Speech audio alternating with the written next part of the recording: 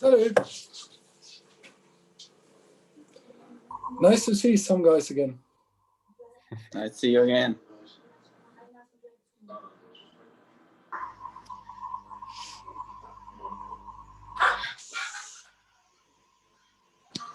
All right.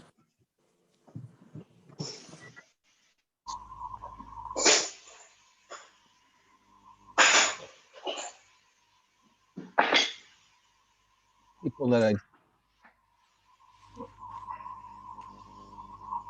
saying Igor. Oh.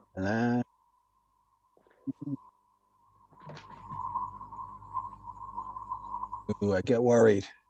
Oh, we got another level.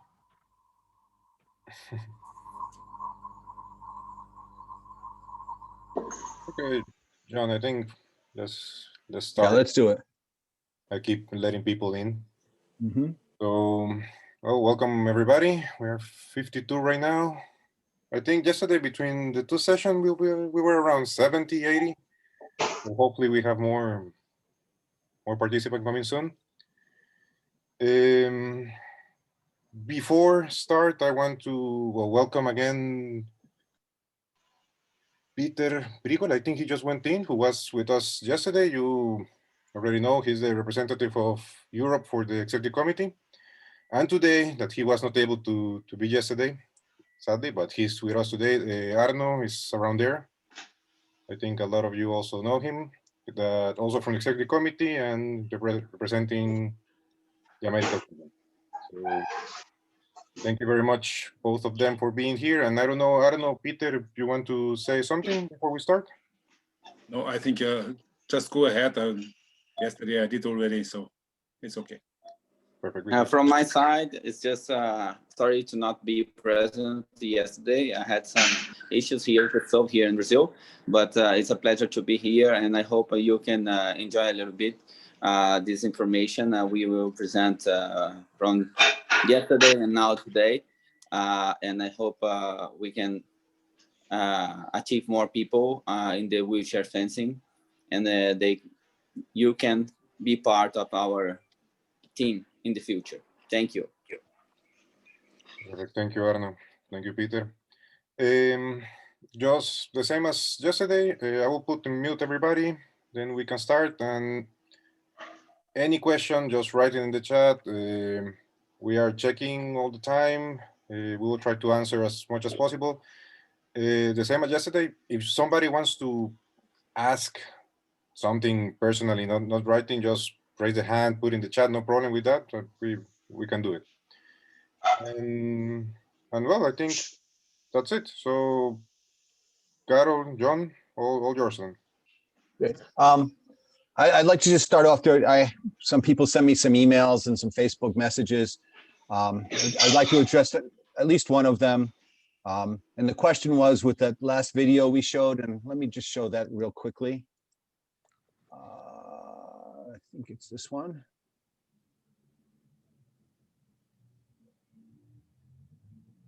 Yeah, it's this one. Can we see it? Everybody see this?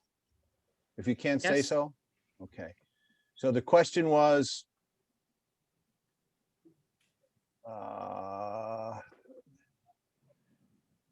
the craziness that's going on at the very end.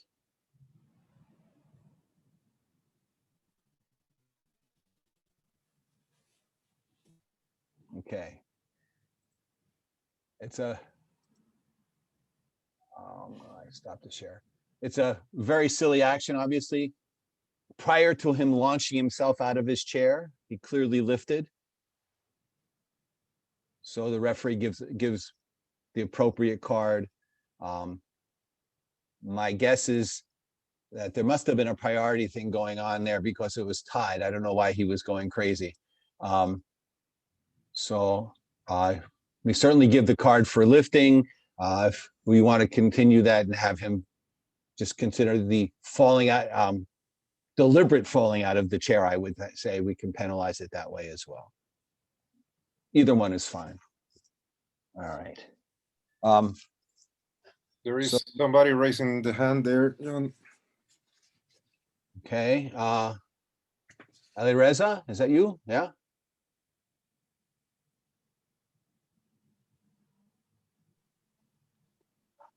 Hi, Mr. Moss. Hello. Hello, how are you? As you know, it is the first time I participate like this seminar, and I have two questions about the wheelchair. Everybody must bring his own wheelchair to the competition or not? The answer is yes. Yeah. Now, if the wheelchair breaks in the course of the competition, they can use somebody else's. And all the wheelchair is the same for the category A, B, C? No, so the wheelchairs have a certain specifications that they have to meet. And after they meet those specifications, then they're adjusted for the needs of the athlete. Thank you very much. Sure. Okay, so let us continue with our, all right, where'd it go? No, I lost it. Hang on a second. For some reason it disappeared. So I don't need it anymore. Sorry about that. There it is. Okay.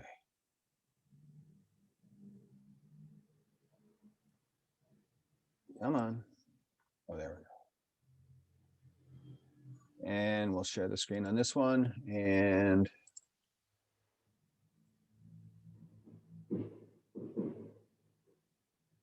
all right.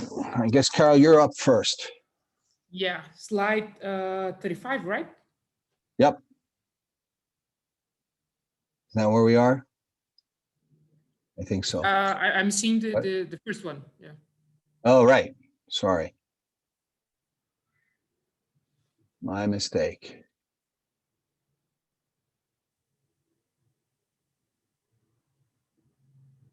So now that we spoke the general rules of the three weapons, and yesterday we spoke a little bit more about EP. So today is foil. What we are going to do is to show you a little bit of things about distance of foil, rule of foil, and then we are going to discuss some videos. So today it should be quicker than yesterday, and we will do the same thing in Saber tomorrow.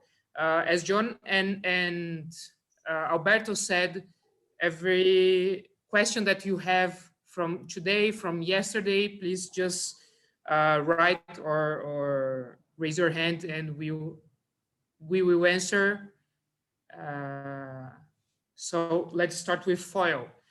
The area of touch, it's the same FIE, it's the electric jacket.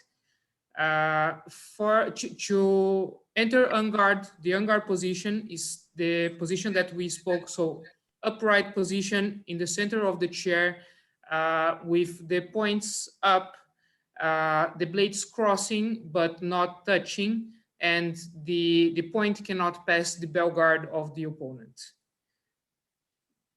Okay. Next, please, John. And the distance, as we spoke yesterday, the distance is taken. One fencer is going to be with his arm parallel to the ground, and the other one will have his arm forming a 90 degrees angle with his elbow. And the distance for foil at category A and B is this internal part of the elbow. It's the junction between your arm and your forearm. And so the point of the foil has to be in that position. This is category A and category B. For category C, we go 10 centimeters closer. So it's more or less here on in the middle of your biceps. And that's it. Now we will start with some videos. Okay, let me get those set up. Real quick, go away. Come on now. Ugh. This makes me crazy. Yeah, we don't go back to this. Okay. Oh, here we go. Make 2 videos. And the first one. Stop. And play and share. Here we go.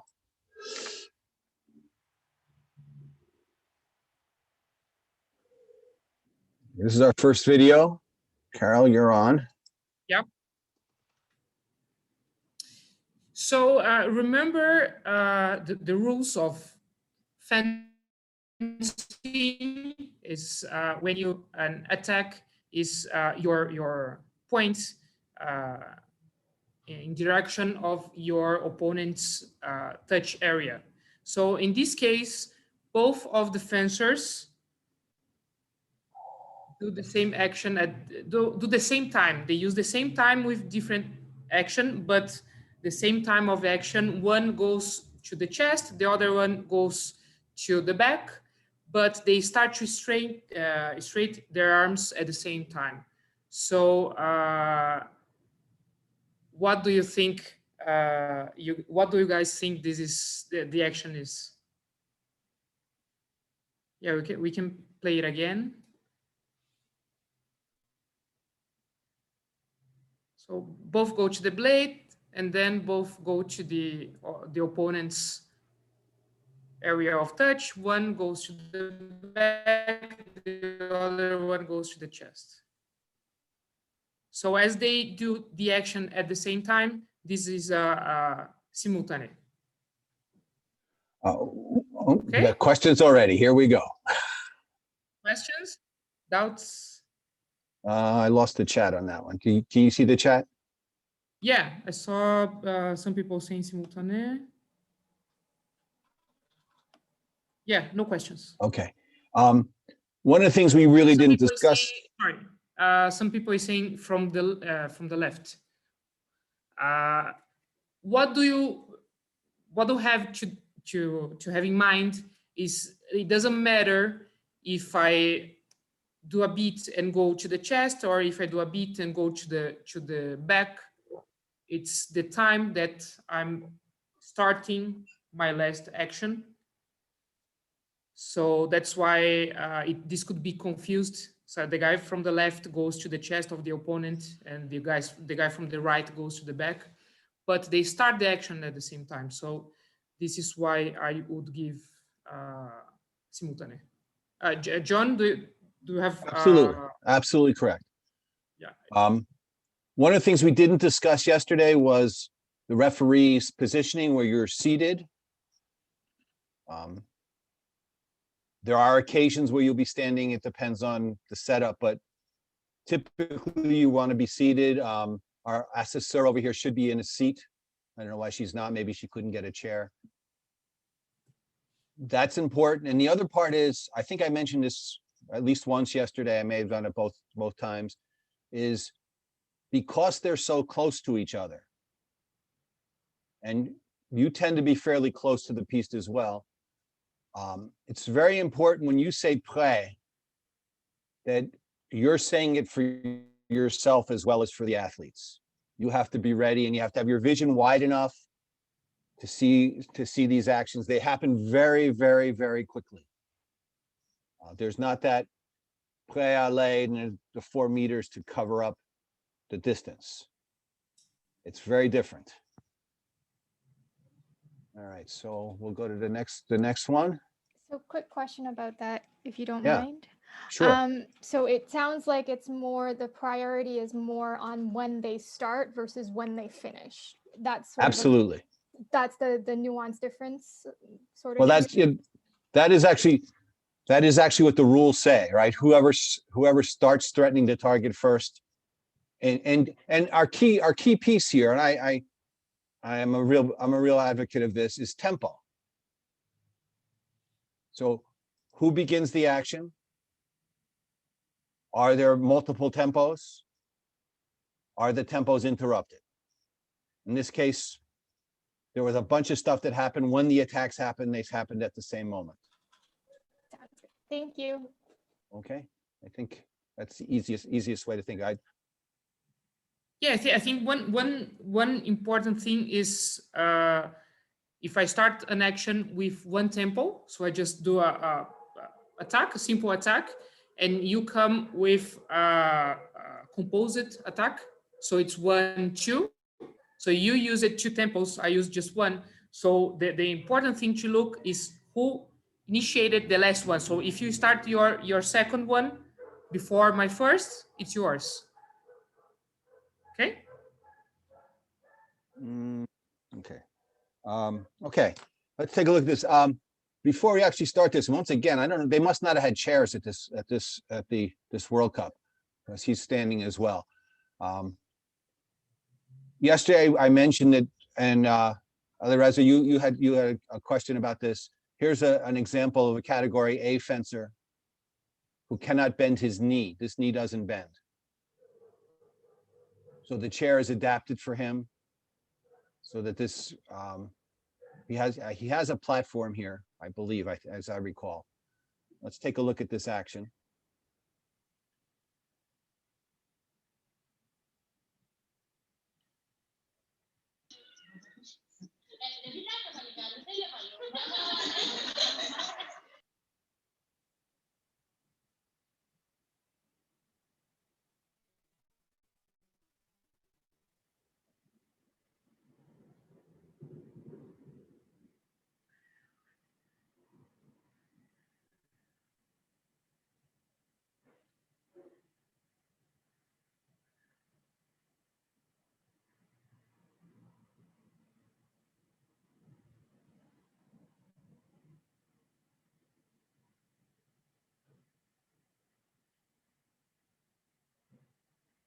Okay, so one more time, full speed. There you go. All right. Attack from the left, no. A counter attack from the right, off target. As Christina has it, as the action is an attack from the left, no, and then the attack from right is off target, no valab. How do we feel about that? They have some questions here, John. Okay. About the other action, about the flick. If when you do the flick, you are threatening, the point is threatening the target area of the opponent. Once it begins to move forward, the answer is yes. It's the same. It's no different than able-bodied in that case. It's exactly the same. It's a debate years ago when the flick became really popular in the late 70s and early 80s. Big fights over this. If that point is moving forward, it's going to hit you. So it's fine. Okay, so I'm with Christina on this. Attack no, and then the attack from the right is good. There is some question about our fencer on the left, what's happening with his leg. I don't remember if he has a platform for his left foot or not. I don't remember. We can't really see it. So if he has no platform, he can't have it on anything. And his other foot seems to be okay. The other things that some people are concerned with, if we watch closely, what's happening with his head. His face is still up. So as an able-bodied, if the face is still up looking at the opponent, we're not going to give him a card for covering. Somebody asked a question about the assessor, if the piste is in a platform, the assessor stays raised or sitting down, and I would say that the assessor actually he has to be in a good position to see what he needs to see. So we need to see basically lifting, what's happening with the legs, and if you need to be sitting down to do this, you will be sitting down. If you need to be stand up, you'll be stand up. We have some videos, I think we do have in this presentation, that the guy had to kind of crawl to see what was happening between the cushion and the buttocks of the athlete. So yeah, that happened. So the assessor he goes with the flow, you know. He does what he needs to get the job done. So Right. I would have any- liked to any have seen position this that he can. assessor in a seat, being at the same level. If this isn't on a, If it was a platform, it would be better for them to be standing up. I think this competition, I remember like the chairs were tied together, like 2 or 3. So it was difficult for us to get one and place where we needed. So we used to stay up. right. Okay, so it seems we're okay with this video. I like that. It's good. All right, let's do that again. Get rid of that one. And So people is saying that yellow card for left because he almost lifted the chair. So almost lifting is not lifting, so it's no card. Okay. Right. If you do not see the lifting, there is no card. Remember, for lifting, he has to elevate both of his butt cheeks. So one is allowed, it's okay. If he elevate both, if both butt cheeks are out of the cushion, then you do the card. yeah, if it was both cheek, if it was one cheek lifting up that we would give the card for, they may as well just glue themselves because it wouldn't be much fencing. Yeah. It would just, they couldn't move at all. And I mean, I've been in this now for 25 years, and the athleticism that has happened has increased dramatically. Yeah, so it's something to think about. Now, the reality is this is the same fencer. He is notorious for lifting. His fellow countrymen said that we are very nice. Okay. All right. So here we have Carol. I think this is you, right? Yeah, this is me. So let's see the action. And just tell me what you think. This is a beautiful, clean action. And as in FIE, what we look, it's the final action. So kind of doesn't happen, doesn't matter what happened before. So last action, what do you guys think? This one is really clear. So yeah, parry post from right. Everybody got that?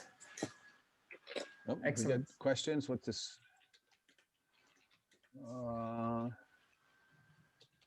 Yes, final. Yes, same thing as FIE. So a bunch of stuff, and in wheelchair fencing, you are going to see that they search for the blade a lot, because as we don't have the distance to work much, we try to get the priority beating the blade. So we have a lot of blade actions, and my favorite part is also saying like last one parry post. So last one parry post from right touch.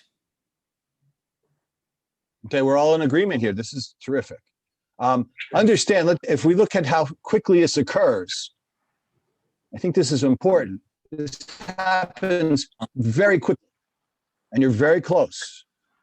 So, and we know FIE is very fast as well, but because of the distance, your focus has to be really, really sharp. And the things that I've seen with up and coming referees in wheelchair is they tend to miss the last phrase if it's multiple phrases like this. So you really have to stay in the phrase the entire time.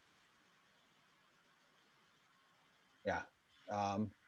As Chad says, only 1 second went off the clock. If we look at this as 2:58, there it is, 1 second. It's very, very quick. Okay, let's move on with this then. We're doing very well. Get the next video up, which is D.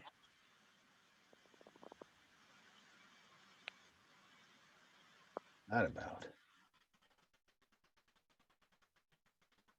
And as we don't have the distance, you see a lot of counterattacks, and he missed as well because he felt the parry, and he's forward.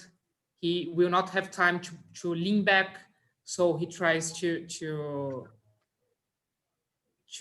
run away with his body of the attack. So this is very common in wheelchair fencing as well, more than in FIE fencing. David asked a very great question. In foil, why don't they give a break like in saber? Because it's fast. Well, IWAS follows most of the FIE rule. I would say 90% of them, and has their own additional rules. I know when one of the, George Kolombatovich was on the arbitrage years ago, and saber had gone to 8 touches, he says, why don't we do that with all weapons? And make it uniform. And they shot that down.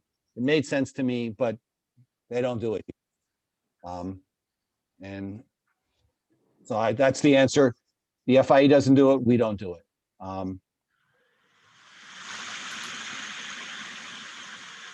Yeah, I'm not sure what you're asking. We need to be able to hear, and unfortunately, we can't. You guys can't hear. You can't hear the video, the audio on this. It makes it more difficult. I understand that. That's one of the problems with the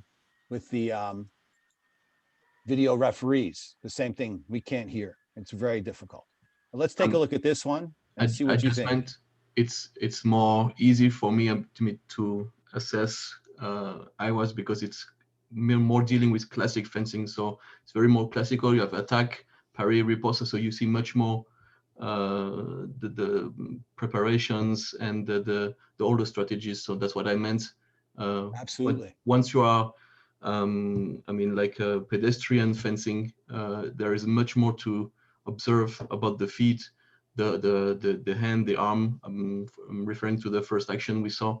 I mean, the preparation, both are preparing. I mean, once in the back, the one down. Here, for me, it's a typical fencing action. So if you refer really to the rules, and you always, in parallel, observe the moves and what you hear from the blades, it's very, very hard to make more errors than by pedestrian fencing. That's my opinion. I agree. All right, let's take a look at this.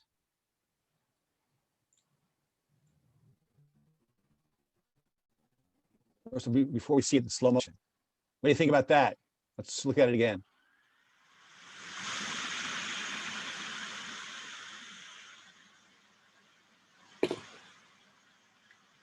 This is a very typical action in wheelchair fencing. Very typical.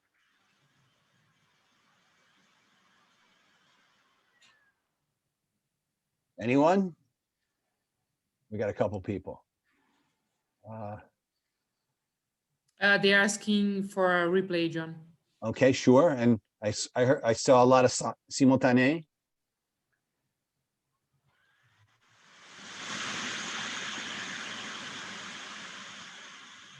So Attack from right. Go to the beat. Try to look what they do after they beat. So it's one. I don't agree with you, Carol.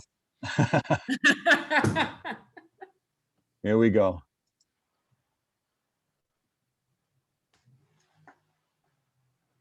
All right, let's watch it in slow motion now.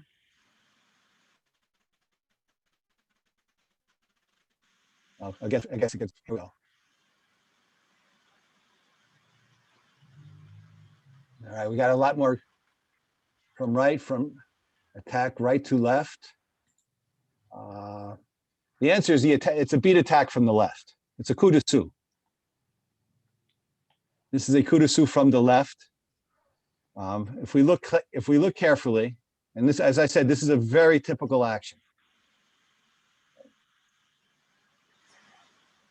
The person that initiated that beat came from the left. There's one blade contact. One blade contact. The person who initiated the beat came from the left. He did a coup de sous, and his opponent made a counterattack. And you can see on the left here, the Italian team is going crazy. Right. Let's watch it again. This is a very typical move in wheelchair fencing.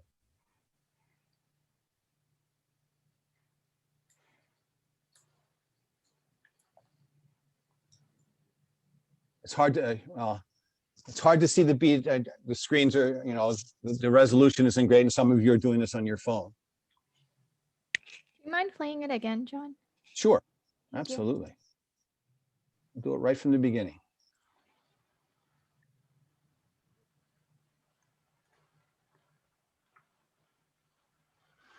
Here comes the slow motion. Watch who initiates the beat. You can see the beat is initiated from the left. And then he just goes underneath it to change the line. One continuous action. We have a beat attack from the left, counterattack from the right.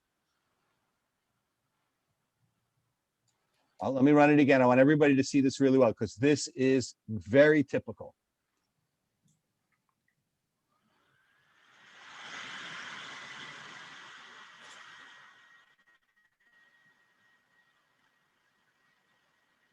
And you can see I'm right on this. Here's the Hong Kong coach, didn't even flinch. And here's the Italian team. They know. All right. This is something, oh, we got questions. Let's do questions, yeah.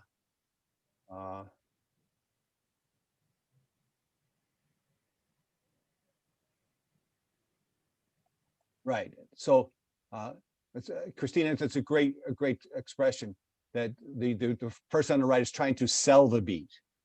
The person on the left did the beat. The person on the right is trying to sell it. This is like a charge in basketball, right?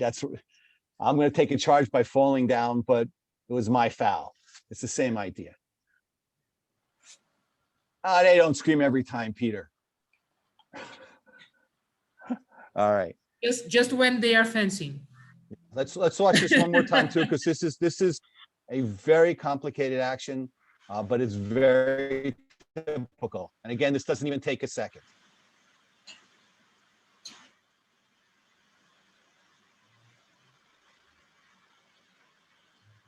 I hope everybody can see who initiated the beat. That's the important piece here.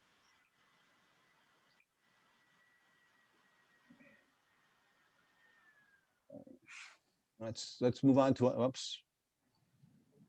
All right, enough. Sí, pasa. ¿Qué tal? Qué bien. That was mine. Okay, so now we're on E. All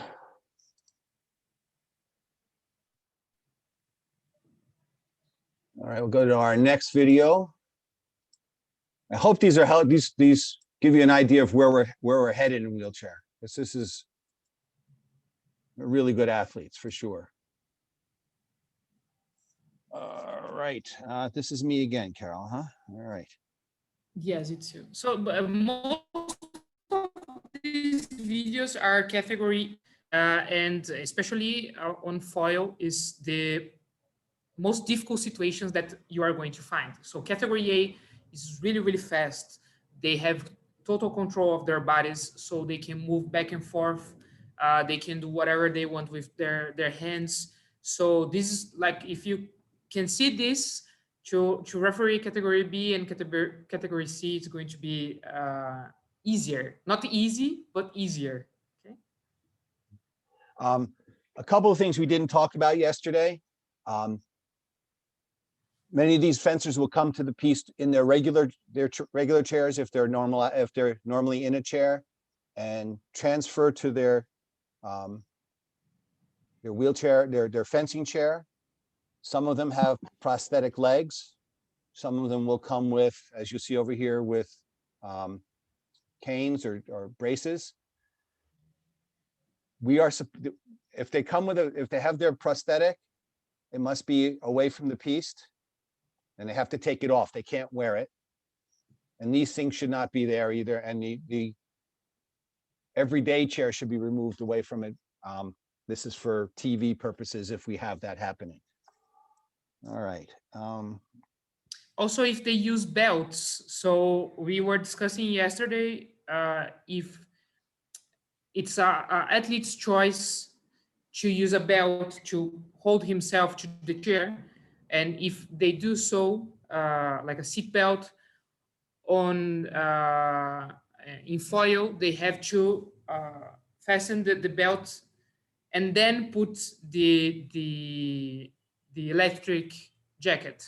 Otherwise, they are covering part of the electric jacket with the belt. So we have to look at this as well. We have a question from Mark about do athletes bring their own chairs even at lower level competitions? With you, IWAS has zonal championships, you bring your own chair. World Cups, both junior, cadet, and senior World Cups, World Championships, and Paralympic Games, you bring your own chair.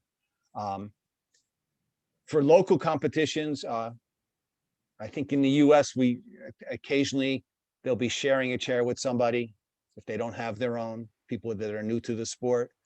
I'm not sure how it's done elsewhere. Udo, are you here? I don't hear Udo. In Germany, they have competitions that are mixed, where able-bodied people sit in chairs and fenced, and obviously they're not going to bring their own chair. If they have special needs for, like, these guys don't have special need for their, oh, they do. They have to be, they strap their amputated leg into their chair, so they need something special. That becomes important. Yeah, and as we said, like if the athlete needs something special to use to fence, this is going to, the semi commission will going to evaluate and say, okay, this is not, he needs this to fence and he's not trying to get advantage. And the semi commission is going to let us know. So it's going to let the referees know that this specific athlete needs, has a special need for his condition. So it's like Bebeview has her prosthetic hand, and she straps the foil. No, that's not what happens. Her prosthetic hand comes off. Yeah, yeah, and they have a threaded rod that they screw the weapon into. Yeah. So this is a condition, a special need that she needs this to fence. So for her, it's allowed. But all semi-commission have to evaluate that and say, for this athlete, this thing is allowed. But for example, she takes off her prosthetic legs. So she uses the one to screw the foil, and the other one at the other arms and of the two legs come off. Yeah, actually, her non-weapon arm, they take that prosthetic off as well. Yeah. Yeah, and usually somebody does it for her. We talked about the on-guard position. I don't know if you can see the ends of the weapons, but they are not past the bell guard.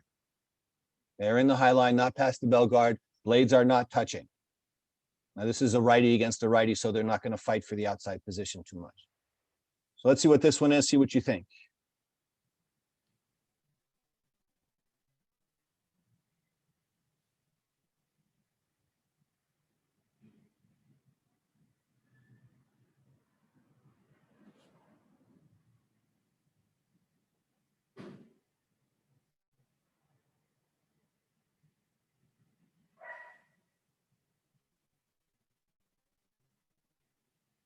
Anybody have an idea on this one?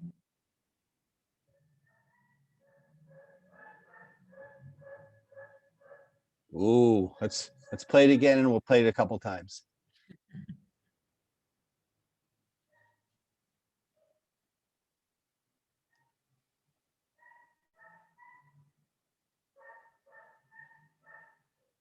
All right, we got some people who have an idea. Let's see what we got.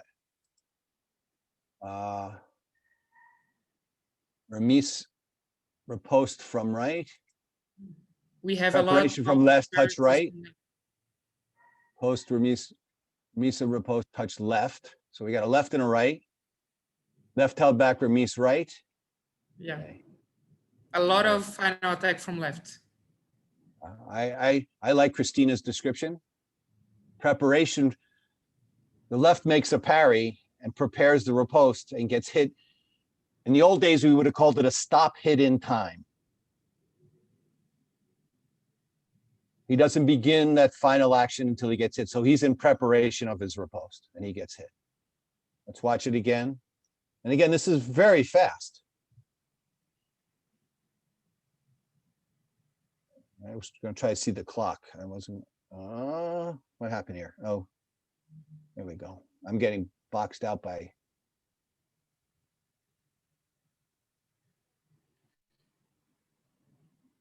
Very quick. That whole thing took 3 seconds. There's the riposte. There's comes the counter riposte. And this, there's a parry. There's the preparation. Stop hit. Can we all see that, I hope?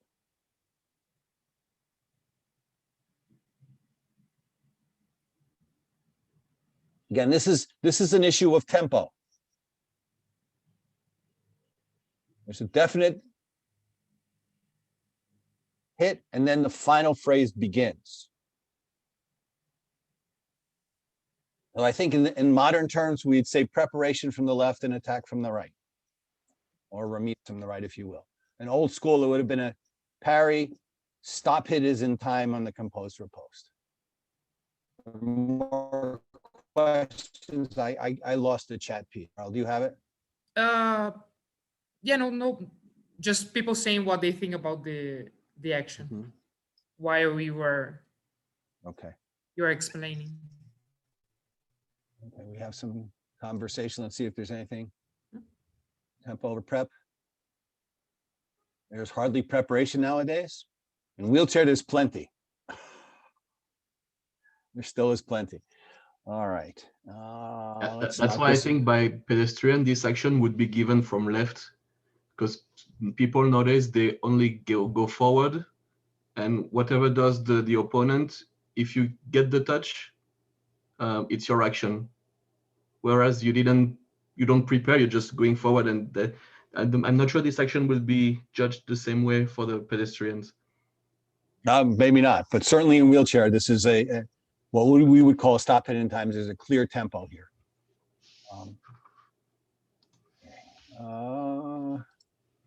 Where are we? We're on F. Right. I feel like if it was two FIE, in FIE, the person from the left would be advancing at that point, and so they would still be going forward, and therefore that would potentially not be a preparation. But in wheelchair, there's not that part. Right. This is not this. This is the same match later on. Me, right? All right. Yep. Okay, so let's see the action and what you guys think. So, and as I said, lot of blade action. So you have to pay attention all the time who is beating the blade of whom.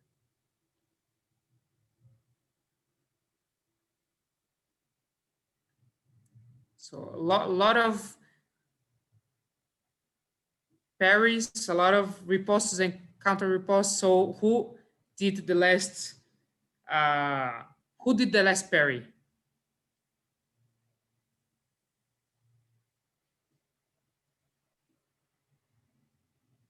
Okay, nice. Yeah, it's a counter riposte from the left.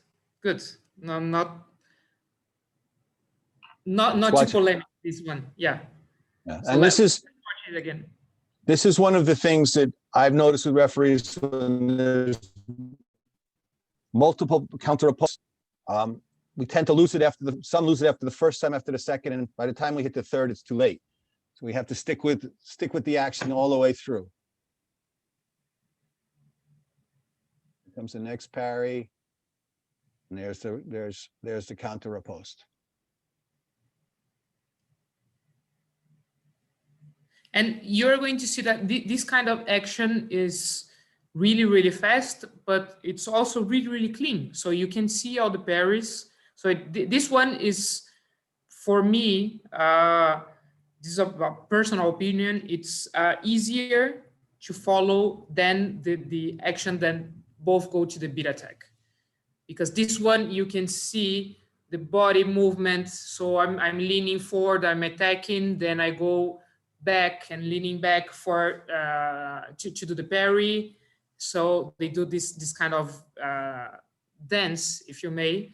And this action is really, really clean to see, but you have to keep going. As John said, there's a lot of parries, a lot of blade contact, and this is really, really fast, like 2-3 seconds. Yeah, I was looking for the time on this. Sometimes we cannot even press the button. Yeah, and this is where a referee can get into trouble with if the buttons don't work, you start worrying about them, because clearly the time didn't start here. It stayed at 2:07 the entire time, and it was more than a second. And the referee starts concentrating on that and loses the action because it happens so quickly. All right. So it appears we're okay with this one. I like it. Yeah. All right. We went to G. Oh, this is very good. There you go. I'm not sharing the screen yet, right? No. Okay. I need to share that screen. Can we see the action once again? Because some people say the left is lifting. Oh, you want to go back to that? Sure, yeah, we'll go back to that other one. It'd be interesting to have your opinion on this. I didn't pay attention personally, but I didn't see it. Let me share this one with you. Interesting. Come on now. There we are. Thank you. I got to figure out which one it is. It's this the. Because I have two of them up there. It's a final 09. This one right here. Okay, that's good. Let's watch it from the beginning. Try to see the butt cheeks of Lambertini.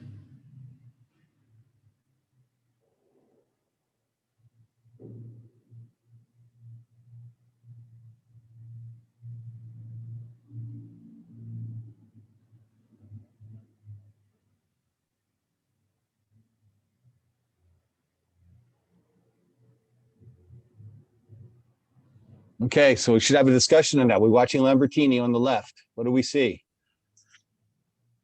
So remember, to be lifting, both of his cheeks have to be up. So if with one up, it's not lifting. And we have some input. Good. Hmm.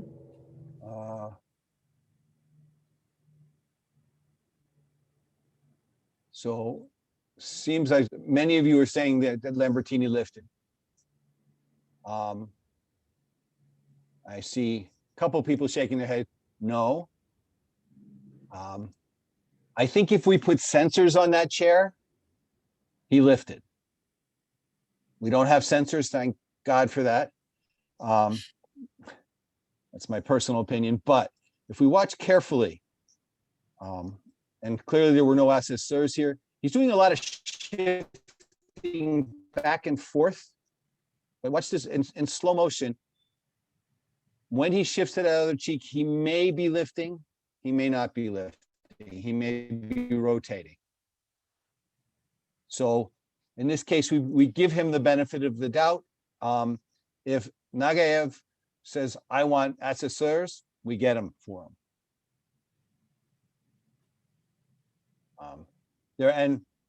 There's no way that the referee could see that as a lift in any case. Where our position is pretty good. It's almost assessor position.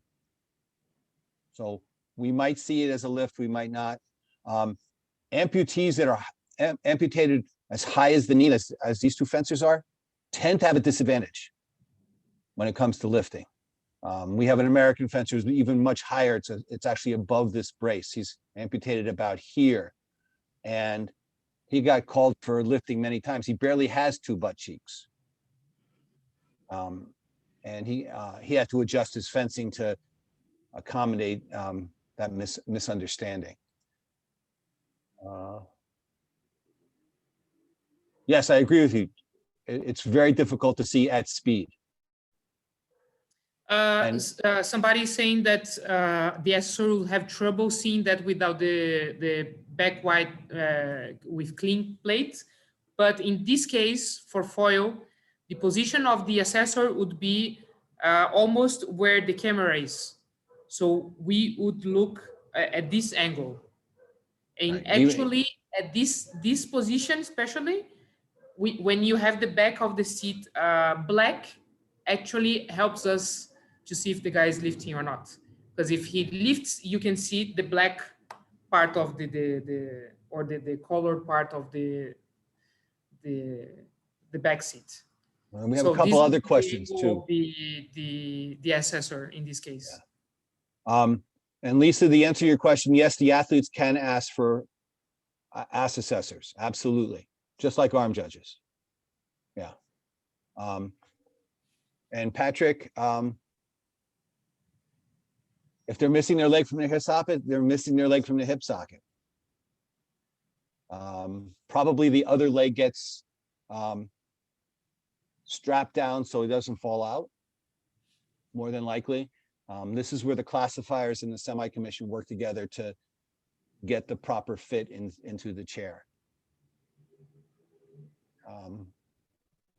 And in terms of our U.S. fencers, the highest one we have is Mario Rodriguez, and his is pretty close to the hip socket, right? Remco, I'm sorry. There's been discussion about pressure plates and sensors. And nothing's happened with that yet. Then the question, of course, becomes cost. So at the moment, the answer is no. Perhaps in the future that may happen. Ksenia, would be nice to see videos with the referee's decisions, because here we have both opinions. Is interesting what was reality of the moment. Carol and I are right. But yeah, we took the referee decision because we wanted you to think about it. So of course, if I leave this video with the guy doing this, it's going to tip you on, and you will just see. So what we wanted to do is to try to evaluate and then give you the answer. So that was the idea here. All right, let me. But all this video, I don't think the Jäger, these ones are on the. No, this one is at the World Cup here in Brazil, and I think a couple of these videos are on YouTube, so you can see the whole like piece number something at the YouTube. I'm not sure if these videos are, but a lot of videos from previous competitions are on the YouTube. So it's a good way to practice your refereeing, watching these videos and see what the referee called at the moment. All right, so before we start this one, this is a really good example of both fencers being very close to too far in. So here's the edge of the bell guard. If we go straight up, that wasn't very straight. My cursor's drunk, apparently. It's very close. We can't see anything. You can't, oh, I'm sorry, I didn't share it. Incompetence, unbelievable. There we go, sorry. Let's try this again. Now you can see? Thank you. Yes. All right, so if you look, I can't really tell exactly where the tip is, but it's pretty close to being at the bell guard. And similarly, this might be in the black area, but it's very close. So obviously the referee says it's fine, it's fine.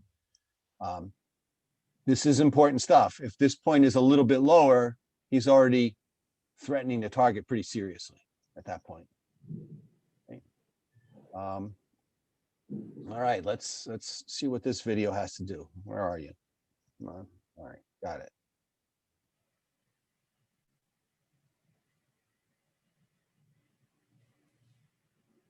All right, before we do it again, I'll run it at speed one more time.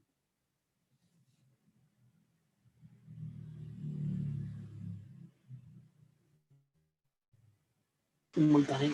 Do we need to see it again? It's no problem. Okay.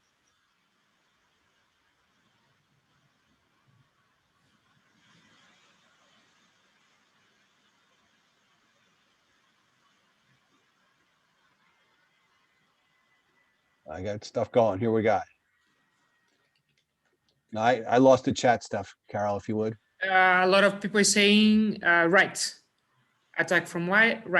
Left stops, attack from right. Most of like 90% right, one left. Okay. So let's look at it in slow motion. It becomes fairly obvious, I think, in slow motion. This is all the early action.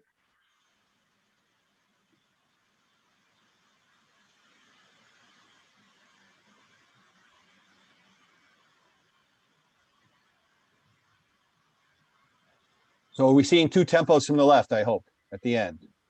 The first one is a no. Shiperov then goes from the right, and Toka finishes on the left. So we have attack no, and then the attack from the right. Watch it again.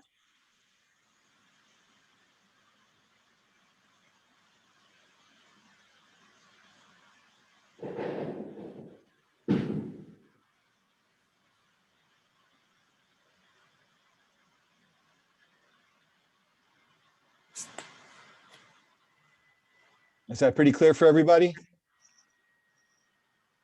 I'm hoping. These are typical category A actions we're showing you. It gets a little more sophisticated at times. Let's just, for fun, let's take a look at this leg. Everybody see my cursor? Yes. He's strapped in, so it seems to be okay until the touch is over and he comes out of there. And there's a strap here that holds his foot in place. So he's not cheating. So there's no card for that. There's a question here. I'm not sure if I understood. What was the word? What's you use to get to correct their unguard? So unguard position, when we say unguard, if they are leaning or doing something with their bodies, we usually say middle of the chair, sit up straight. If they Correct them are all. with their points low, we say points up, and that's pretty much it. Depends on what is wrong with his guard. So if it's the arm that is straightened, it's the point that is down. So we usually say what to correct. So sit up straight, middle of the chair, depends on what he's doing wrong. With regards to using the foot, are you able to be, or is the athlete able to be given a card for lifting and using the foot? Absolutely. Okay. Absolutely, yeah. It's just like all the cards are similar in terms of how you would give them to in the FIE. It's just different. The lifting, the using the foot, avantale, those are just new ideas. Yeah. I had a thought and I lost it.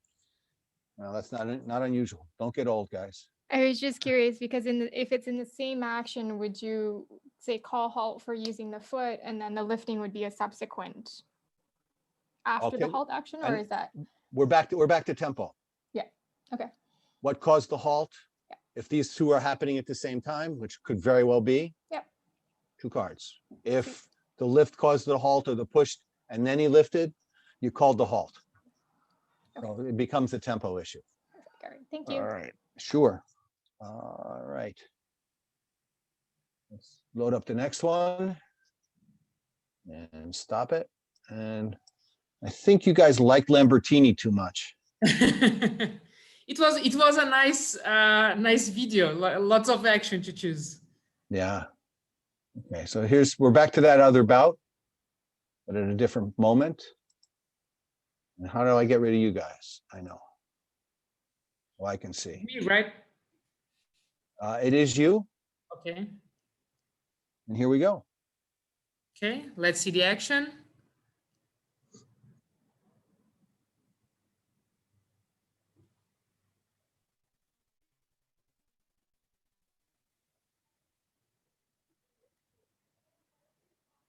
Okay. Ideas?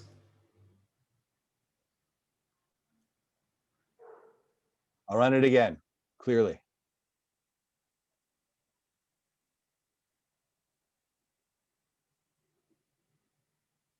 So Yes. somebody's parrying. Who made the parry? I've got a whole lot of people saying parry post from the left, and then the result is an off target. Okay. Can we see in full speed one more time? Sure.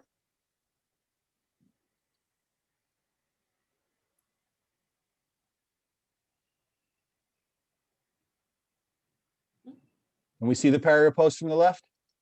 Yeah. So Nagayev goes to goes to the simple attack. Lambertini does the parry and the riposte. So parry post from left off target. Okay. I'll do it in slow motion one more time.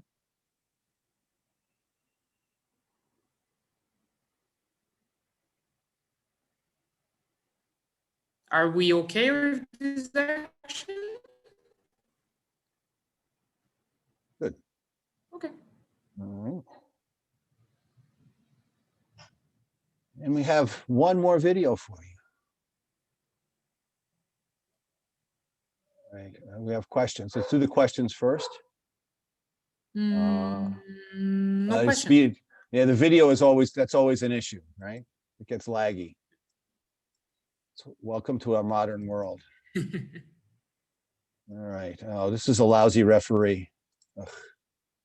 Can you see a new bout? I think it's the first category B that we have, right, today. Yes, this is category B. Come on, you guys. Oh, this thing is causing me trouble. It's changing the way it's doing. Stop the share and a new share. There we go.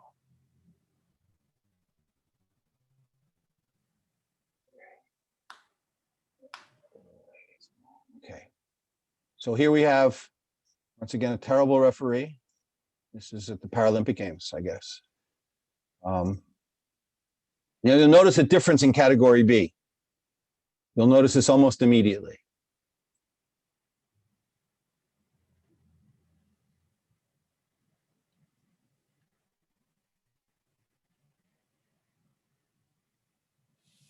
Okay, so we have the call on this one. See what our chat says. Somebody asked me how did I spot category B from category A so quickly. You can see the legs. I look at the legs and you can see that even though both athletes have the two legs, they are thinner than they were supposed to be. So this is an indicative that they are category B for me. So I have some, I don't know if I've seen them so much that now I can identify just looking at them, who is category A, who is category B, who is category C. Of course, we have some gray areas, but most of the athletes has a biotype, let's say like this. And you can spot, like going in 1-2 competitions, you can spot already which category this athlete is on. But one thing that I look, it's like, so if you see an amputee, for sure it's category A. If you see this guy with the torso here, how it was supposed to be, or bigger, and then with thinner legs, for me, it's an indicative of category B. I don't know if John has some tips to. Well, first of all, I know Dasco and Who are the best two in the world in category B. Yes. And by the way, Who's on first for those of you from the United States. Anyway, the other thing is the Patrick Webster mentioned it, the atrophy in the legs. They're not, you can see they're not using those legs at all. If you remember, if you looked at the previous bout, even Tokaklian, if the leg that he couldn't bend was very stout, it was muscular. Their muscle tone is way down. And so everybody seems to have the right result.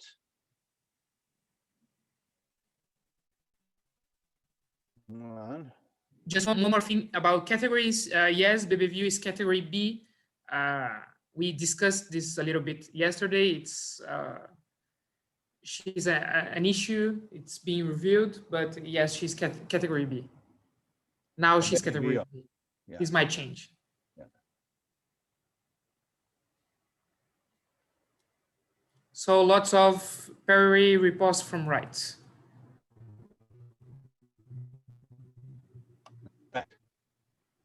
Right. Oh, the referee was about to say the attack from left, and parry. I hope he was. He's not very good. I trust him. I think he got good. Yeah. All right. So believe it or not, we have done an hour. Excellent. Stop the share. There we go. Do you guys have any questions about today, about the things that we discussed yesterday? Any questions up to now? Tomorrow we'll do this in Sabre as well.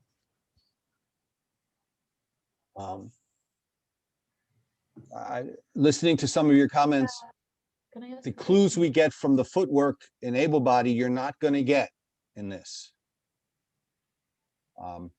Body language is difficult to assess. I have seen a mat and foil where the one fencer attacked. Well, it was righty situation. The other fencer took a parry, rotated his shoulders a little bit, and came over here to make sure he could get the riposte. He made the riposte, the other person made the remise, and the referee was so tuned into the body language stuff, missed the simple parry riposte. And said, you tried to avoid the remise, so the remise scores. Well, he didn't try to avoid the remise. He made a simple parry riposte to use his body as part of that. Can a lean start an attack? No. Attacks, by the definition in our rules book, point threatening the target, extending arm. And there's a lot of Italian guys that go way forward with their bodies and stay with the point like this. And when you don't give them the attack, they complain a lot, but this is not an attack. This is a preparation. So if your arm is not extending, this is a preparation. So Christina asked a really good question. Where should the referee be focusing? You need to be able to take in the arm, certainly at the very beginning. When you say alley, you should have from about the shoulders of both fencers inward in your vision. That should be solid in there. You need to be able to see their, if you see their shoulders, you can see them moving avant alley. Ideally, you take in their entire body and the weapons. It's very difficult. It's depending, of course, where you're seated. If you're seated far enough back, it's not too bad. John, I have a question. Yeah, sure, Lisa. We know when we're refereeing foil, when they're going to cover target, when they're going to because at the end of an attack, they do that dive bomb thing with their head. Are there nuances that are different as to when you might be seeing the cards happening for things like that in foil? I don't think so. I think it's all the same, actually. Okay. If you remember one of the very early videos we had where Tokaklian made his his counterattack at the end, his Right. remise, and he started to duck but didn't. And that's the same would be the same action in able body for sure. Thank you. I'm sorry. Yeah, I like Pierre's idea. We should be focusing everywhere all the time. Yeah, absolutely. Sure. It's really nice when we have assistants. SSRs is really nice because it takes that hunk out. You don't need to especially if you have lifting, neither legs, so you can focus actually at the action. and that's why, for instance, in Tokyo, this maybe in August, we hope, every bout will have SSRs, every single bout. And that I doesn't think always that happen. we discussed it yesterday. I don't know if we did in both seminars, but especially category A, there are like really, really big guys that can move a lot. So the frame starts to move with them. And we on wheelchair fencing, we are lucky that we can be sit down to referee. So we don't have to do the crab dance and move one side to another as FIE referee. So our position is always ideal, like referee, both fencers here, and the score machine. But sometimes with the movement of the action, the athletes change that. So you have to ask for your staff or your volunteers to drag them back. And they know that happened. So they know how to jump and actually help the volunteers, because they are big guys, like two big guys with the wheelchairs and with the frame that's not it's not light, you know. So 3 or 4 volunteers, they're not enough if the fencers do not help. So they start to jump and get to the position, and you can do this. You can reposition the athletes every time that you need. Yeah, so I have been watching IWAS for moments. They have an exam for referees, but haven't seen any recent chances. I opted for hosting it on Amsterdam, but this was not done. Does the IWAS host one exam per year? Okay, so this is a good seminar to, this is an introductory piece here. We're just getting very basic stuff down and getting you a feel for what we do. The way the examinations work, any nation can ask to have a seminar and examinations. Any nation can ask, they contact IWAS, IWAS contacts me, and we set it up. And then they'll advertise it so people can come from all over the world to do it. When we have it, there'll be one day where there'll be the seminar will happen, and perhaps it's about a 3 to 4 hour seminar. Then there's a written examination and a practical examination. If there's a low-level tournament going on, that's a good opportunity. Otherwise, we need wheelchair fencers to fence and we can test them. If they pass both that practical and the written examination, they are then nominees, and then they could go to a U17, U23, a zonal, or a World Cup for final testing. That's how it operates. Over many previous years, what would happen is we'd get people who would pass an examination written and then have 2 fencers fencing, and they pass that, and then they get to a World Cup and they really don't have enough experience. And these fencers are paying thousands and thousands of dollars to go to World Cups. So we've added this one more loop to it. But any country can arrange to have a seminar and examinations. A couple of other questions about if there's a flow chart that shows this process. I don't think so, but I can draw one up, and that process is on the IWAS website, however.